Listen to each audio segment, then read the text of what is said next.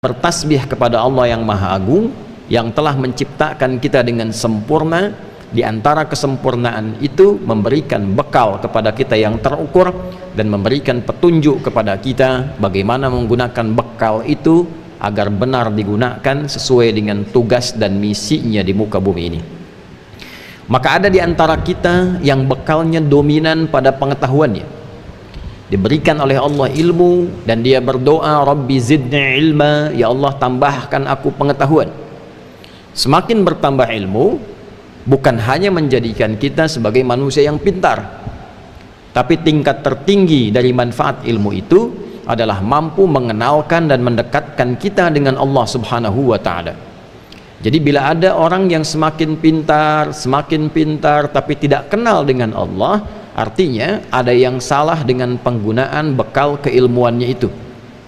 Innama yakhshallaha min ibadihil ulama'u. Demikian ditegaskan di Al-Quran surah Fatir surah 35 di ayat ke-28 itu. Innama adatul hasri, huruf pembatas. Sungguh orang-orang yang kenal Allah sehingga merasa takut terawasi, karena takut dan terawasi itu menggunakan seluruh bagian tubuhnya untuk mendapatkan keridhaan Allah. Lisannya takut berbicara yang kotor karena merasa didengar oleh Allah, diawasi Allah. Tangannya takut digunakan pada yang tidak benar, takut korupsi, takut mencuri, takut menipu, takut mencontek, karena merasa dilihat dan diawasi oleh Allah Subhanahu wa ta'ala. Sifat tertinggi kenal Allah sehingga menghadirkan rasa takut pada yang positif itu disebut dengan khasyah. Pemilik khasyah itu ternyata adalah ulama, orang-orang yang diberkahi oleh Allah dengan ilmunya. Tingkat tertinggi ilmu itu adalah mendekatkan diri kepada Allah, yang dengan kedekatan itu dibimbing ilmunya melahirkan perbuatan-perbuatan dan putusan yang bermanfaat. Ada yang diberikan oleh Allah Subhanahu wa ta'ala dengan kedudukan, Qulillahumma malikal mulki tu'til mulka man tasha' wa tanzi'ul mulka mimman tasha' wa tu'izzu man tasha' wa tudhillu man tasha' biyadikal khair innaka ala kulli syai'in qadir. Ada yang diberikan oleh Allah kedudukan hak prerogatif Allah. Dari yang kecil di masyarakat ada RT, ada RW, naik ke atas jadi lurah, jadi camat, bupati, wali kota, gubernur, sampai dengan ke atas presiden, adalah titipan amanah Allah Subhanahu wa ta'ala, yang dengan itu diharapkan memberikan manfaat, yang mendekatkan setiap yang dipimpin itu dengan Allah Subhanahu wa ta'ala. Ada tanggung jawab di situ. Karena itulah mengapa setiap pemimpin yang muslim ketika diberikan jabatan, diangkat dalam jabatan tertentu, dia mengatakan inna lillahi wa inna ilaihi raji'un. Kalimat itu kepasrahan untuk menyerahkan titipan itu dalam bimbingan Allah, sehingga selama periode ia menjabat dibimbing dari ujung kepala sampai kakinya untuk melahirkan putusan-putusan yang diridhai oleh Allah Subhanahu wa ta'ala.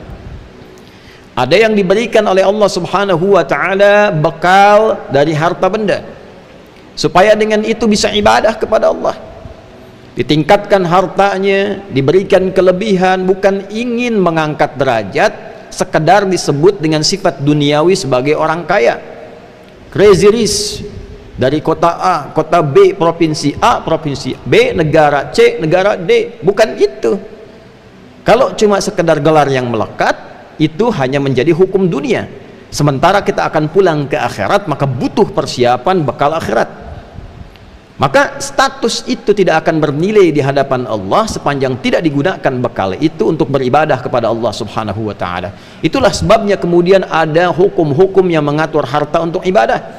Ada zakat di Quran surah 9 ayat ke-60 dengan 8 golongannya. Innamas sadaqatu lil fuqara wal masakin wal 'amilina 'alaiha wal mu'allafati qulubuhum wa fir riqab wal gharimin wa fi sabilillah wa ibnis sabil, dan seterusnya ayat. Ada mengajak ibadah keluarga dengan harta supaya keluarga dekat dengan Allah. Wa bima anfaqu min amwalihim, Quran surah keempat ayat 34. Ada melihat kemudian orang tua, kerabat terdekat, anak yatim, orang-orang miskin, Quran surah kedua ayat 215. Yas'alunaka madza yunfiqun qul ma anfaqtum min khairin falil walidain wal aqrabin wal yatama wal masakin wa ibnis sabil. Ada lagi ibadah umum dengan harta untuk kemaslahatan bersama umat yang banyak. Al-Baqarah ayat 261. Bisa infak untuk sekolah, untuk pesantren, untuk jalan, untuk kehidupan. Mathalul ladzina yunfiquna amwalahum fi sabilillah kamathali habbatin ambatat sab'a sanabil fi kulli sumbulatin mi'atu habbah wallahu yudha'ifu liman yasha' wallahu wasi'un alim. Ada yang keempat, diberikan tenaga, bukan untuk disebut sebagai orang paling kuat di bumi, orang yang tenaganya paling ekstra, bisa mengangkat beban di luar kadar kemanusiaan biasa, bisa berlari melebihi kecepatan singa misalnya.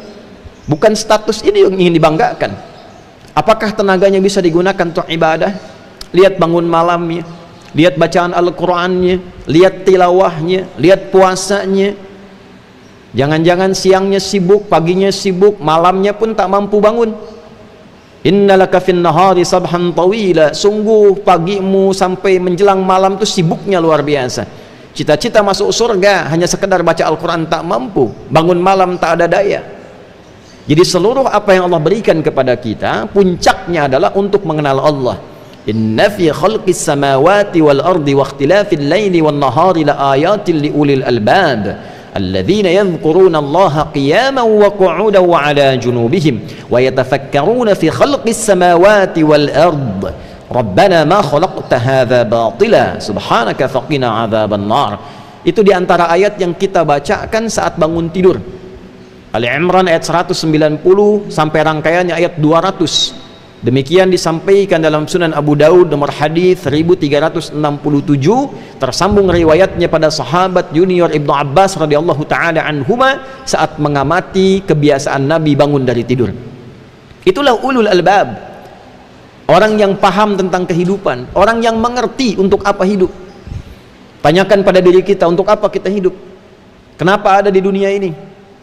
Setelah meninggal mau kemana? Nah, maka orang-orang yang paham tentang esensi hidup disebut dengan ulul albab. Dia mengerti bagaimana cara hidup dan dia gunakan bekal hidup yang telah dia ketahui untuk beribadah kepada Allah. Tinggal memilih. Tidak usah cemburu kepada yang banyak harta, tidak usah cemburu kepada yang banyak ilmu, tidak usah cemburu kepada yang tinggi jabatan, yang kuat kemudian tenaganya. Cukup kita mau pilih dari empat itu, pilih yang mana supaya optimal ibadah kepada Allah Subhanahu wa taala. Ikhtiar.